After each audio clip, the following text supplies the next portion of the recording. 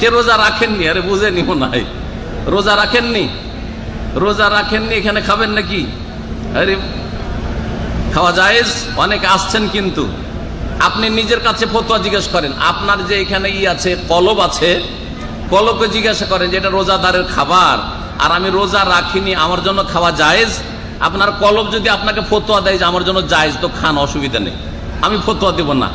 আপনার মুফতি আপনার কলবে এখানে আছে, বোঝা গেছে? আপনার বিবেক আছে এখানে আর এইখানে, কলবে আর দেমাগে, দুটো জায়গায়। হ্যাঁ, ওলামাদের ইখতিলাফ আছে যে মানুষের থিঙ্কিং, চিন্তা এবং হিতাহিত জ্ঞান হৃদয়ে, কলবে আছে না দেমাগে, মগজে, মস্তিষ্কে আছে।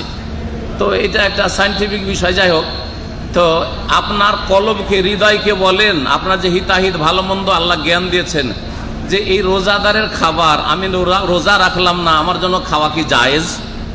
হ্যাঁ, আর না হলে আমাদের